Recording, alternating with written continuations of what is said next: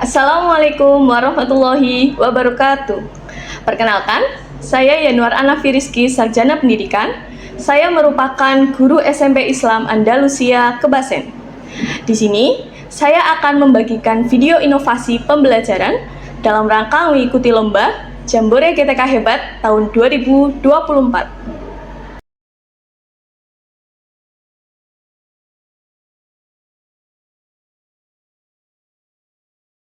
Pendidikan merupakan pilar utama bagi kualitas sumber daya manusia dalam negara.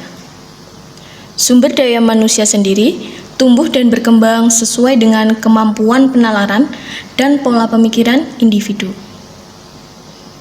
Menurut Undang-Undang Sistem Pendidikan Nasional Pasal 1 Tahun 2003 menyatakan bahwa pendidikan adalah usaha sadar dan terencana untuk mewujudkan suasana belajar dan proses pembelajaran, agar peserta didik secara aktif mengembangkan potensi dirinya untuk memiliki kekuatan spiritual keagamaan, pengendalian diri, kepribadian, kecerdasan, akhlak mulia, serta keterampilan yang diperlukan oleh dirinya, masyarakat, bangsa, dan negara.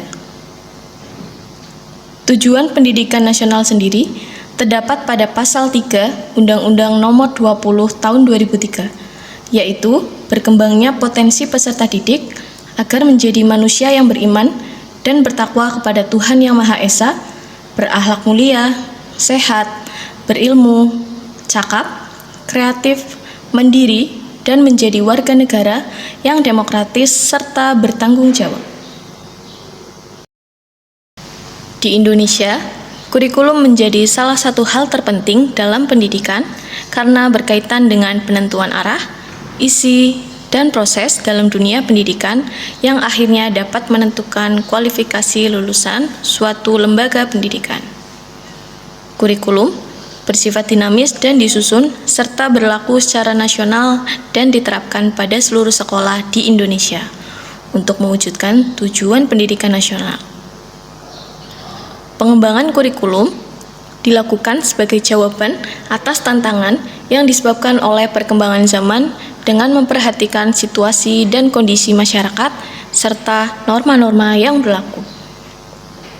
Hal tersebut dilakukan agar peserta didik sebagai salah satu komponen pembelajaran mendapatkan kompetensi yang memadai sesuai dengan tujuan pembelajaran. Kurikulum Merdeka merupakan kurikulum dengan pembelajaran intrakurikuler yang beragam,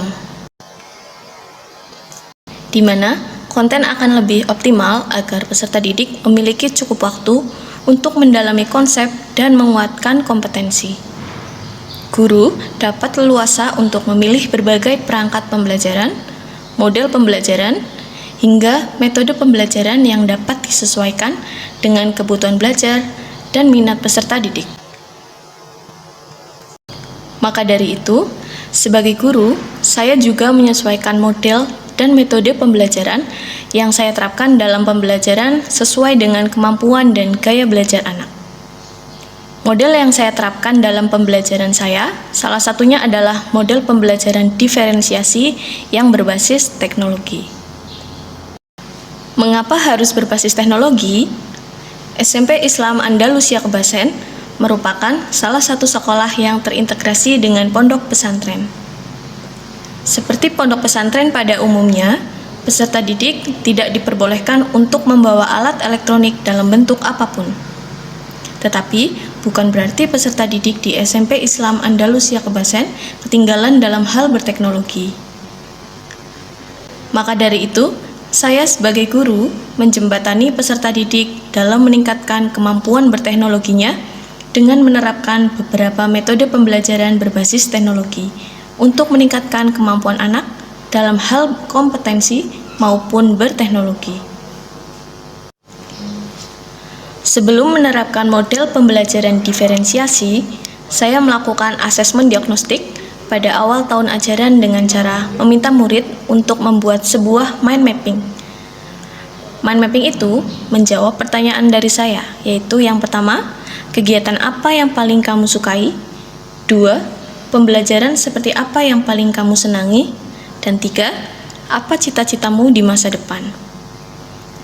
Dari jawaban para peserta didik tersebut, saya petakan dan kelompokkan menjadi 4 kelompok audio, 2 kelompok kinestetik, dan 1 kelompok visual. Dengan adanya 7 kelompok ini, saya bedakan menjadi 3 diferensiasi proses pembelajaran. Kelompok audio, saya menggunakan media dengan aplikasi WordWall untuk bermain sambil belajar tentang norma.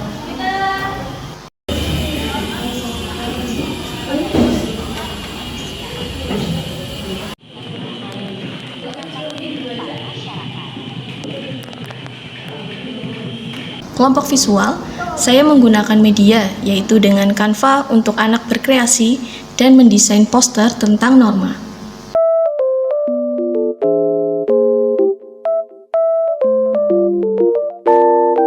Dan yang terakhir, kelompok kinestetik yaitu bermain mencari harta karun di sekitar lingkungan sekolah.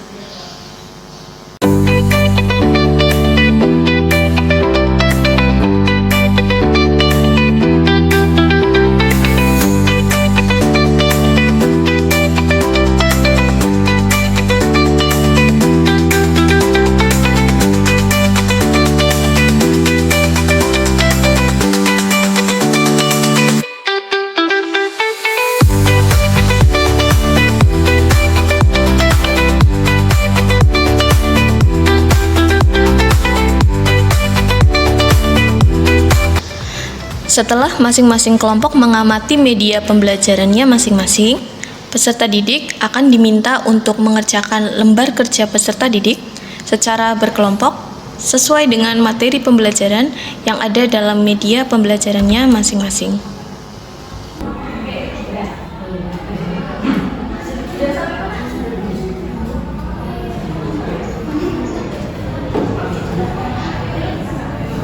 Setelah mengerjakan LKPD, untuk menghilangkan rasa bosan dan meningkatkan konsentrasi, saya mengajak peserta didik untuk melakukan ice breaking, yaitu game bernama Kuncup Mekar.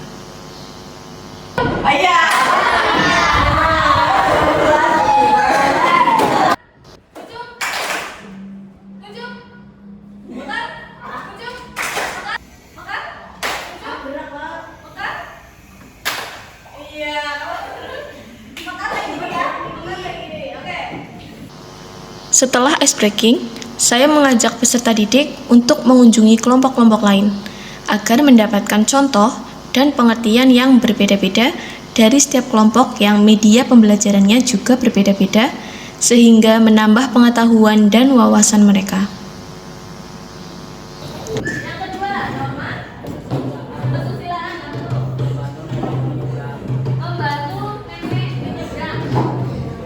Setelah selesai, saya melakukan refleksi dan evaluasi pembelajaran berupa pertanyaan benar atau salah melalui aplikasi Quizizz yang dijawab secara bersama-sama.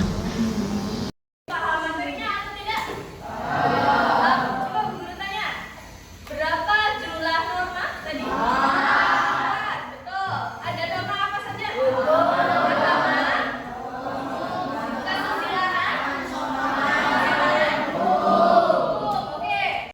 Nah, dengan penerapan model pembelajaran diferensiasi ini, anak ternyata menjadi lebih aktif dalam mengikuti pembelajaran dan dapat mencapai kompetensi sesuai dengan tujuan pembelajaran dengan baik, serta dapat meningkatkan kemampuan berteknologi anak.